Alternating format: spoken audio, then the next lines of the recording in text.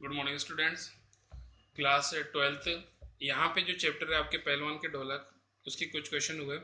Next question extra में इस प्रकार है। पहलवान के ढोलक कहानी के प्रारंभ में चित्रित प्रकृति का स्वरूप कहानी की भयावहता की ओर संकेत करता है। इस कथन पर टिप्पणी कीजिए। कहानी के प्रारंभ में प्रकृति का स्वरूप कहानी की भयावहता की ओर संकेत करता है। रात की भयावहता का वर्णन में बताया गया है कि चारों तरफ सन्नाटा है। सियारों का क्रंदन और उल्लू की डरावनी आवाज निस्तब्धता को कभी कभी भंग कर देती।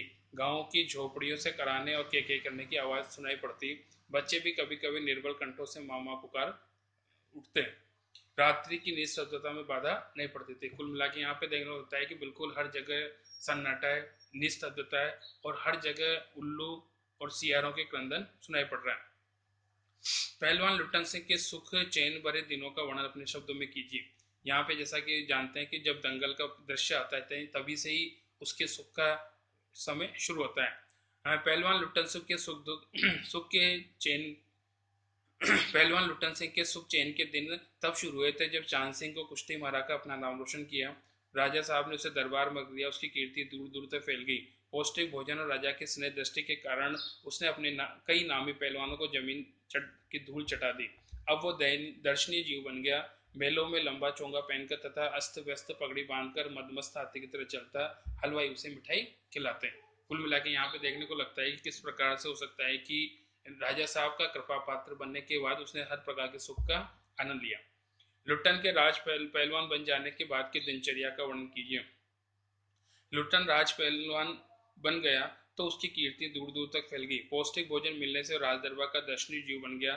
ठाकुर बाड़े के सामने पहलवान गरजता महावीर। लोग समझ लेते पहलवान बोला। मेलों में वो लंबे घुटने तक का चोगा पहनकर अस्त व्यस्त पगड़ी बांधकर मतवाले हाथी की तरह चलता। मेले के दंगल में वो लंगोट पहनकर शरीर पर मिट्टी मलकर स्वयं को सांड और भैंसा साबित करता रहता था।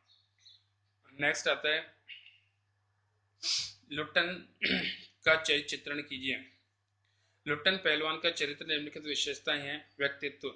लुट्टन सिंह लंबा चौड़ा ताकतवर व्यक्ति था। वो लंबा चोगा पहनता था, अस्त व्यस्त पगड़ी बांधता था और इकलौती और उसकी संतान थी।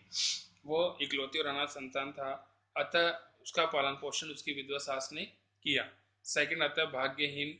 लुट्टन का भाग्य शुरू से ही खराब था। बचपन में माता पिता गुजर गए, पत्नी युवावस्था में चल बसी और दोनों लड़के महामारी की भेंट चढ़ गए और इसलिए वो पीड़ित और दुखी रहा। नेक्स्ट थर्ड साहसी। लुट्टन साहसी था। वो अपने साहस के बल पर चांद सिंह जैसे पहलवान को चुनौती दे दी और हराया। काले खां जैसे को भी उसने पहलवान को भी चित किया और महामारी में भी सारी रात ढोलक बजाकर लोगों को युद्ध कह सकते जिजीविषादार जीने की शक्ति की संजीवनी वो देता रहा। संवेदनशील। लुट्टन में संवेदना थी। वो अपनी सास पर किए गए अत्याचारों को सहन नहीं कर सका। पहलवान बन गया। गांव में महामारी के समय निराशा का माहौल था। ऐसे में वो रात में ढोल बजाकर लोगों में जीने के प्रति उत्साह पैदा करता रहता। नेक्स्ट पहलवान के ढोलक कहानी का प्रतीकार्थ स्पष्ट कीजिए।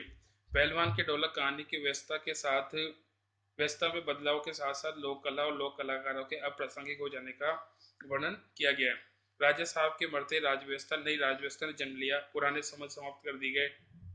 पहलवानों जैसा लोक खेल समाप्त कर दिया गया। ये भारत पर इंडिया के छा जाना का प्रतीक है। ये व्यवस्था लोक कलाकारों की भूखा मरने को मजबूर कर देती है। जैसा कि यहाँ पे देखा गया कि नए सम्राट को इसमें कोई रुचि नहीं थी, इसलिए उसने तुरंत इसमें बदलाव कर दिया।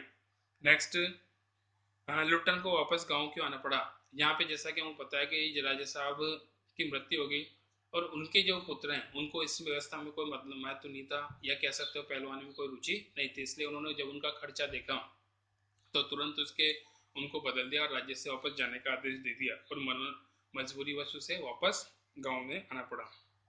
नेक्स्ट पहलवान की ढोलक कहानी में किस प्रसंग में पुरानी व्यवस्था नई व्यवस्था के टकराव की उत्पन्न व्यवस्था को व्यक्त किया गया। लिखिए। पहलवान की ढोलक कहानी में पुरानी व्यवस्था नई व्यवस्था में टकराव की समस्या उत्पन्न हुई है इस रूप में। फर्स्ट आता है पुरानी व्यवस्था में कलाकारों पहलवानों और राजाओं को आश्रय और संरक्षण प्राप्त था, शाही खर्चे पर जीवित रहते थे और नई व्यवस्था में ऐसा नहीं था। सेकेंड पुरानी व्यवस्था में राज दरबार और जनता द्वारा नए कलाकारों को मान सम्मान दिया था, पर नई व्यवस्था में उसे उनके स्थान पर सम्मान देने का प्रचलन न रहा। और लास्ट क्वेश्चन है पहलवान के बेटों की मृत्यु के बाद गांव वालों की हिम्मत क्यों टूट गई। पहलवान के दोनों बेटों की वह गांव में फैली महामारी की चपेट में आकर चल बसे। ये घटना गांव वालों की हिम्मत टूट गई। इस घटना से गांव वालों की हिम्मत टूट गई, क्योंकि पहलवान को वे अपना सहारा मानते थे।